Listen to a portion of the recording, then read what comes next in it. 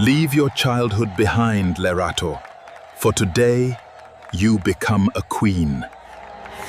Leave your childhood behind, Lerato, for today you become a queen. My father's voice trembled with a mixture of pride and greed as he watched the convoy of black SUVs snake up our dusty path. Dust. That was all we had ever known in this part of KwaZulu-Natal until Sibusiso Khumalo decided he wanted a wife from the valley. He stepped out of the lead vehicle, his suit costing more than our entire house, his smile as bright as a polished coin. The village gathered, whispering that the heavens had finally looked down upon the poorest family in the district with favor. Sibusiso walked straight to me, ignoring the elders, and took my hand. His skin was unervingly cold, like stone pulled from a deep river in midwinter. As he pressed a heavy gold band onto my finger, a sudden sharp wind whipped through the kraal, knocking over the ceremonial beer pots. The elders went silent, eyes darting to the spilled liquid, but Sibusiso only laughed, his grip tightening until my bones ached. "I have been watching you for a very long time, Lerato," he whispered into my ear, his breath smelling faintly of damp earth. "Longer than you can possibly imagine." I looked at the gold on my hand and felt like a tethered goat. The wedding feast was a blur of meat, song, and forced smiles, but by midnight, I was finally alone in the master suite of the Khumalo fortress. The room was a palace of marble and silk, dominated by a massive, brass-framed mirror that reached from the floor to the ceiling. Sibusiso stood behind me, his hands resting heavily on my shoulders as we faced our reflections. "Look at us, my queen," he urged, his voice a low vibration. I looked, but my heart stopped. In the mirror, the man beside me was the same, but I was not alone. Standing directly behind Sibusiso was a woman I did not recognize. She wore a traditional leather isidwaba that was torn and caked with dried mud, and her wedding shawl was gray with age. Her eyes were not eyes at all, but dark pits weeping thick, red blood that stained her cheeks. I gasped and spun around, my heart hammering against my ribs like a trapped bird, but the room was empty. There was only the scent of expensive cologne and the flickering of candles. "What is it?" Sibusiso asked, his eyes narrowing. I turned back to the mirror, and the woman was gone, leaving only my own terrified face staring back into the dark room. Morning brought no peace, only the cold reality of my new gilded prison. The sun hit the marble floors, but the house felt like it was holding its breath. I descended the grand staircase, seeking the comfort of a human voice, but the servants moved like shadows. I found the head servant, Gogo Momthunzi, a woman whose face was a map of 1,000 sorrows, polishing the silver in the dining hall. When I greeted her, she dropped the cloth, her eyes darting to my feet but never rising to meet my gaze. "Mistress," she whispered, her voice barely audible over the ticking of the grandfather clock. "There is breakfast in the sunroom." I tried to ask her about the history of the house, about the woman I thought I had seen, but her body stiffened. She pointed a trembling finger toward the corridor leading to the back of the house. "You may go anywhere, Lerato, but hear me well. Never enter the storage room in the west wing. Some doors are locked to keep the living safe, not the dead." She turned away before I could reply, leaving me standing in the silence. When I returned to my room, I found a single fresh white lily lying perfectly straight on my pillow.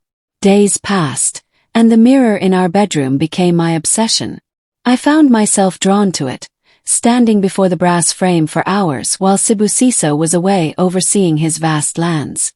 It started showing me more than just glimpses. One afternoon, while I sat brushing my hair, the glass didn't show my room at all. It showed the very spot where I sat, but the furniture was different, older, humbler. The ghost wife appeared again, her movements slow and deliberate. She didn't look at me. Instead, she knelt beside the massive bed and pointed a skeletal finger at a specific floorboard near the left corner. Her mouth moved, but no sound came out, only a puff of gray mist. I felt a chill move through the floorboards, settling in my marrow.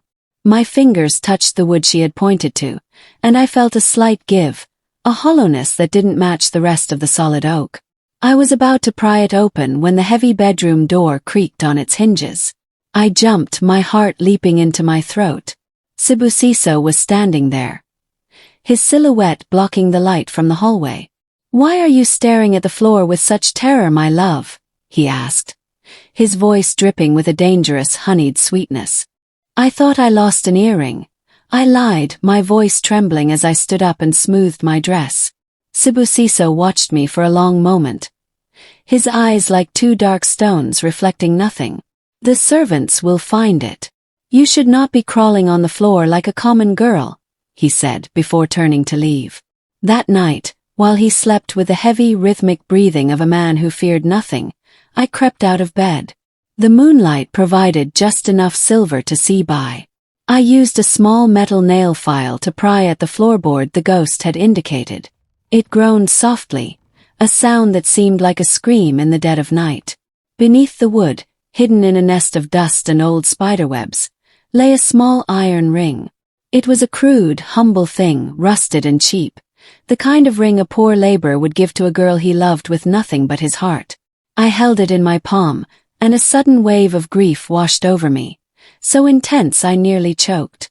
This ring did not belong in a palace of gold. It was a relic of a life that had been erased, a promise that had been broken and buried under the weight of Khumalo's stolen fortune. At breakfast, the tension was a physical weight between us. Sibusiso was reading the papers, his gold watch glinting in the morning light, but he hadn't turned a page in 10 minutes.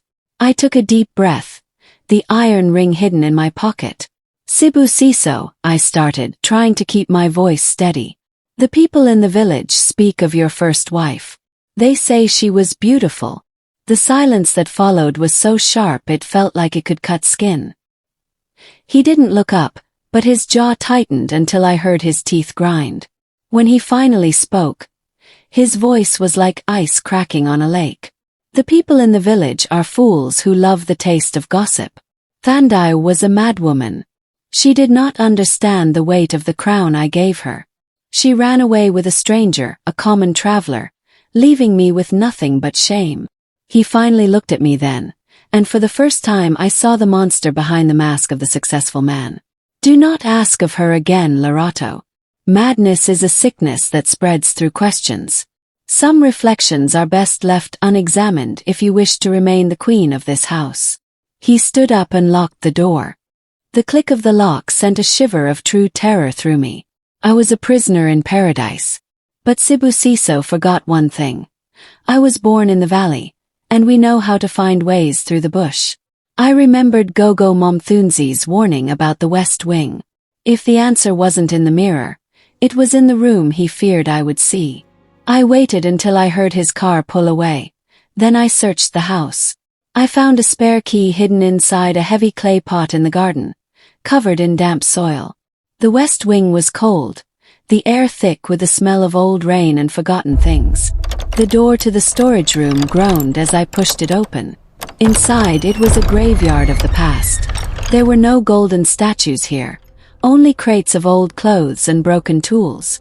In the corner, covered by a moth-eaten cloth, stood a large portrait. I pulled the fabric away and gasped. It was Sibusiso, years younger, wearing a tattered shirt and a look of desperate hunger. Beside him stood the woman from the mirror. She was glowing with life, her hand resting on his chest, her eyes full of a trust that made my heart bleed. I knew I could not solve this mystery alone.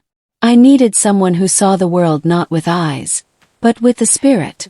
That evening, I slipped through the servants' gate and ran toward the river.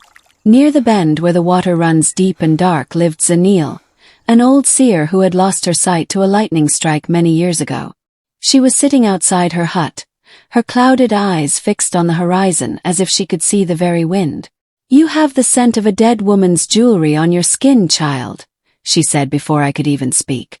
I sat at her feet, my body shaking. "The mirror," I whispered. "It shows me a bride who is not there." Zanil reached out, her bony fingers tracing the lines of my face. "The brass mirror does not create lies, Lerato. It only forces buried truths to look back at those brave enough to see them. You are sleeping in a house built of stolen bones." Sibusiso did not buy his wealth. He took it from a bloodline that was not his to claim. She leaned closer, her voice a dry hiss. The mirror will show you the final act when the moon is full. Be ready. I returned to the compound just as the sun was dipping below the hills, painting the sky in shades of bruised purple. My mind was spinning with Zanil's words, but the sight waiting for me at the bedroom door stopped my breath. Leading from the front gate through the grand hall, and up the marble stairs were wet, muddy footprints. They were the prints of bare feet, small and feminine. They led directly across the expensive Persian rugs, leaving dark, smelling smears of river silt. The trail stopped abruptly right at the edge of my side of the bed. The air in the room was suddenly freezing, and the smell of stagnant water was overwhelming. I looked toward the window and saw Sibusiso standing there. He wasn't looking at the footprints. He was holding a mop and a bucket. A strange, terrifying smile stretched across his face. "The rain brings in all sorts of filth, doesn't it, my love?" he asked. It hadn't rained in the valley for 3 weeks. He began to mop the floor with slow, rhythmic strokes, whistling a tune I recognized from the wedding songs. He was washing away the evidence, but the smell of the river remained, clinging to my clothes like a shroud. I realized then that Sibusiso knew. He knew the ghost was there, and he was fighting to keep her silent. I needed an ally inside the house. I found Gogo Mumthunzi in the kitchen, her hands trembling as she kneaded dough. I grabbed her arm, my voice a desperate whisper. "Gogo, tell me the truth. Thandiwe didn't run away. She wouldn't have left this ring." I showed her the iron band. The old woman's eyes filled with tears that she refused to let fall. She leaned in so close I could smell the flour on her breath. Thandiwe was the true heir, Lerato. Her father owned this land, all of it. Sibusiso was nothing but a farmhand she loved too much. On the night the lawyers were to come to sign the final deeds over to her husband, she vanished. Sibusiso produced a paper saying she had given him everything before she left. But the river knows. The river always knows. Suddenly, a heavy crystal vase on the sideboard shattered into 1,000 pieces, as if struck by an invisible hammer. Gogo shrieked and pulled away, crossing herself. "The walls have ears and the dead have tempers," she cried, refusing to say another word as she fled the room. The following Saturday, Sibusiso announced he was throwing a grand feast. "To celebrate the new queen of the Khumalo lands," he said, but his eyes were cold. The compound was filled with the elite of the province, politicians, businessmen, and tribal elders. I wore a dress of emerald silk and diamonds that felt like lead weights around my neck. As Sibusiso stood at the head of the long oak table, raising a glass of expensive red wine to toast our marriage, I looked at the mirrored buffet behind him. The ghost wife was there. She was standing directly behind him, her tattered shawl draped over his shoulders like a cape of shadows. She reached out a gray, translucent hand and began to pour black ash from her palm into his glass. I watched, frozen, as the ash dissolved into the wine. "To my beautiful Lerato," Sibusiso announced, his voice booming. He took a deep drink, but immediately began to cough and gag. He clutched his throat, his face turning a dark, sickly purple. The guests gasped, but I only watched the mirror. The ghost wife was smiling now, a jagged, terrifying expression. Sibusiso caught my gaze in the reflection, and his eyes filled with a murderous rage. He knew I had seen. That night a strange thing happened.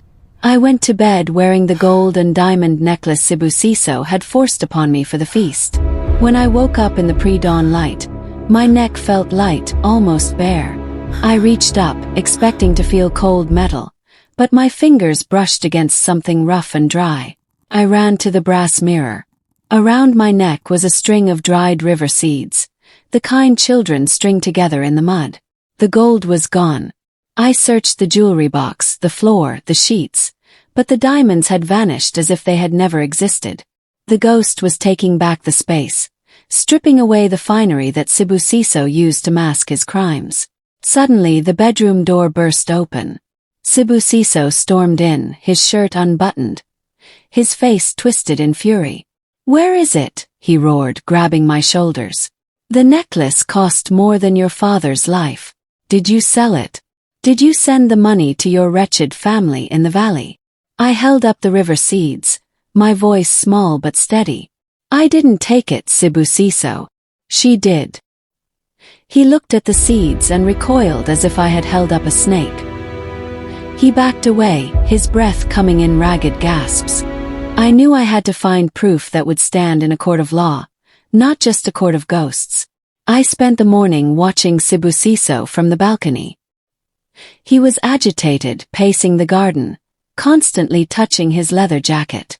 The mirror in our room began to shimmer, calling to me. I stood before it, and the image shifted. It showed the interior of Sibusiso's study, specifically his heavy leather jacket hanging on the back of his chair. The mirror zoomed in, showing the inner lining near the heart. I saw the ghost's hand reach into a hidden seam and pull out a yellowed piece of paper. She looked at me through the glass, her bleeding eyes pleading.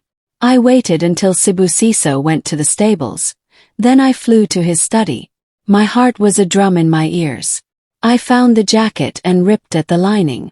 Inside, tucked away where no one would ever look, was a folded document. It was the original deed to the Khumalo lands. I opened it and felt a chill. The date was from 15 years ago. Sibusiso's name was written in fresh ink, but beneath it, visible only when held to the light, was Thandiwe's name, written in what looked like dried, dark blood. I didn't hide the paper. I was tired of being a shadow in my own home. I sat at the dining table and waited for him. When Sibusiso walked in, smelling of horses and sweat, I laid the deed on the table between us. "Tell me about this, Sibusiso. Tell me how Thandiwe signed a deed in her own blood before she ran away." He didn't flinch. He walked over, picked up the paper, and slowly tore it into tiny pieces, letting them fall like snow onto the floor. "You are very brave for a girl with nothing, Lerato," he said, his voice dropping to a terrifying whisper. He leaned over the table, his face inches from mine. Thandiwe was weak. She thought love was enough to hold this land. She didn't understand that power belongs to those who are willing to do what others fear. She didn't run away. She is exactly where she belongs, at the bottom of the river that feeds this soil. He reached out and stroked my cheek with a finger that felt like a blade. "You have 1 week to learn the virtue of silence. If you do not, the river is always hungry for a new bride. The choice is yours, my queen." The threat was clear. I had 7 days to live unless I changed the ending of this story. That night, the mirror didn't show the room or the ghost. It showed a specific spot by the river, 2 miles behind the compound where the water churns under a massive weeping willow tree. In the reflection, the water was clear, and I could see a white lace shawl snagged on a jagged rock deep beneath the surface. The shawl moved in the current like a dying fish. I felt a pull in my gut, a spiritual tether dragging me toward that water. It was a call to action, a demand for justice from a woman who had been silenced for over a decade. I realized then that the mirror wasn't just showing me the past. It was giving me the map to the crime scene. Sibusiso thought he had buried his secret in the depths, but the water was spitting it back out through the brass frame. I knew what I had to do. I waited for the house to go silent, for the moon to reach its zenith, and then I slipped out into the night, heading for the sound of the rushing water.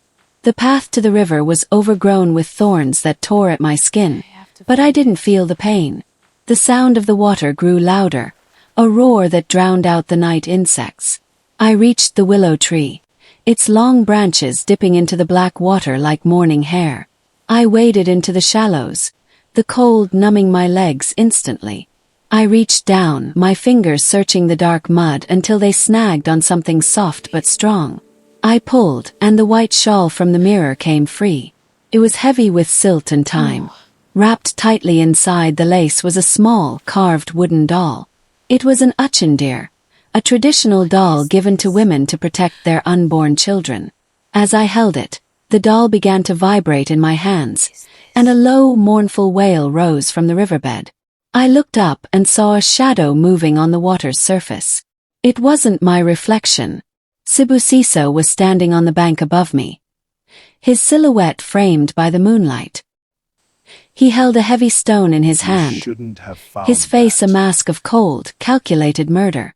You just couldn't stay away from the mud, could you, Lerato? Sibusiso descended the bank slowly, his boots crunching on the gravel. But then he did something I didn't expect. He dropped the stone and fell to his knees, burying his face in his hands. I loved her, Lerato, he wailed, the sound echoing off the water. I did everything for us. She wanted to give the land away to the community, to make us poor again. I couldn't let her destroy our future. It was an accident. We struggled and she fell. I only finished what the river started.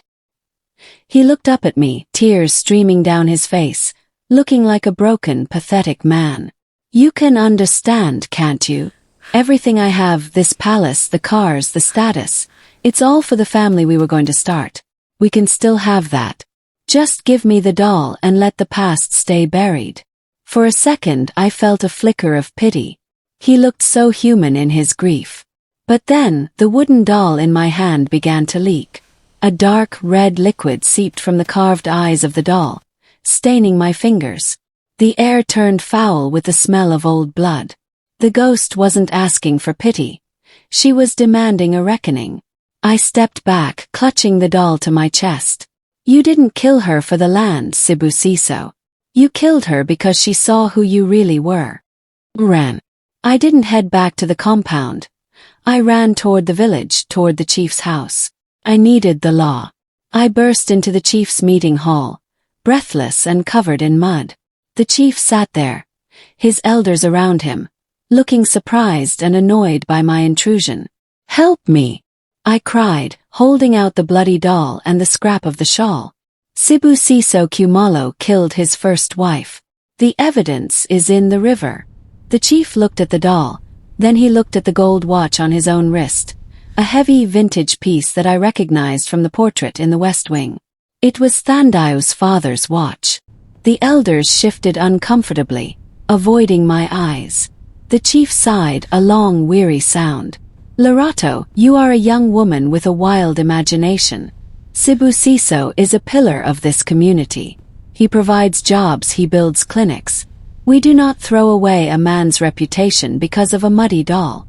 He picked up a cell phone from the table. I will call your husband to come and collect his agitated wife. You clearly need rest. I realized then that the rot went all the way to the roots. The whole village was built on the silence Sibusiso had bought with his stolen gold. Sibusiso didn't take me home to our bedroom. He dragged me to the West Wing and threw me into the storage room, locking the heavy oak door from the outside. Since you love her things so much, you can stay with them. He spat through the iron grate. The room was dark, save for a sliver of moonlight. I was trapped. I had no food, no water, and the only company I had was the brass mirror, which Sibusiso had moved into the room to mock me. Look at your reflection now, Queen Lerato. He laughed from the hallway. I sat on the cold floor, shivering. The mirror began to glow with an intense, sickly green light. The glass seemed to liquefy, ripples moving across the surface. Then a hand emerged. It was a real hand, solid and gray, the fingernails broken and caked with river mud. Thandiwe stepped out of the mirror. She was taller than me, her presence filling the small room with a cold that made my breath turn to mist. She didn't attack me. She knelt beside me and touched my cheek. Her touch didn't hurt. It felt like a final, cold goodbye. She pointed to the heavy wooden frame of the mirror itself, her eyes burning with a silent command. Understood. The dead do not speak with words. They speak through the physical world. I searched the frame of the mirror, my fingers tracing the ornate carvings of lions and vines. Near the bottom, I felt a slight seam in the wood. I used the iron ring I had found earlier to pry at the secret compartment. With a soft click, a hidden drawer slid out. Inside lay a single piece of parchment, sealed with the official stamp of the High Court. It was the true will of Thandiwe's father. It stated clearly that the land could never be sold or transferred to a spouse. It was to be held in trust for the village children if Thandiwe died without an heir. Sibusiso had found the will but couldn't destroy it because of an ancient curse placed on the document by Thandiwe's ancestors. He had hidden it in the one place he thought no one would ever look, inside the very mirror that held his wife's soul captive. I held the paper to my chest. This was the weapon. Not a doll, not a shawl, but the truth written in the law of both man and spirit. I looked at Thandiwe. She nodded once, and her form began to dissolve into a swirl of black smoke. The next morning the door opened. Sibusiso entered, carrying a steaming bowl of pepper soup. His face was calm, almost kind. "I have brought you breakfast, Lerato. Eat and let us forget this madness. We can start again." I looked at the soup. I could see the faint, oily sheen of the poison Zanil had warned me about. "I am not hungry for your soup, Sibusiso," I said, my voice ringing with a strength I didn't know I possessed. I held up the wooden doll. "But she is." Sibusiso's face contorted. He lunged for the doll, but as he did, the air in the room began to howl. The massive brass mirror began to vibrate violently. Sibusiso tripped over a crate, the bowl of poisoned soup flying from his hands and shattering against the wall. He fell hard against the mirror, and a loud crystalline crack echoed through the room. A single fissure appeared down the center of the glass, right between his eyes. He screamed, clutching his face as if the crack had happened to his own skin. The golden man was finally breaking. The crack in the mirror didn't stop. It began to spiderweb across the entire surface, and from the gaps, a thick, black sludge began to ooze. It was river mud, smelling of rot and ancient secrets. Sibusiso scrambled backward, but the mud seemed to follow him, sticking to his expensive leather boots. As the mirror broke, the glamour of the house began to fade. The gold leaf on the walls peeled away to reveal rotting wood. The marble floors cracked. Sibusiso himself began to change. His skin, once smooth and youthful, began to wrinkle and gray. His hair thinned and turned white in seconds. He was aging a decade for every second the mirror bled. I stood back, the true will gripped in my hand. I felt the presence of the ancestors in the room, a heavy, judgmental heat. The servants were already screaming and fleeing the house, sensing the end of the Khumalo reign. Sibusiso reached out to me, his hand now a skeletal claw. "Help me, Lerato. Use the jewelry. Buy me more time." But the jewelry on the vanity had already turned to rusted iron and dry seeds. The debt was being called in, and he had no more currency to pay it. Then came the final revelation. As the mirror shattered into 1,000 pieces, the voice of Thandiwe didn't come from the air. It came from my own throat. My body went rigid as her spirit took hold of my voice. "Sibusiso." I roared, the sound echoing with the power of 1,000 storms. "You did not just take my life. You trapped my soul in the brass and the gold so you could use my family's ancestral luck to feed your greed. You thought you could own the light, but the light only belongs to the truth."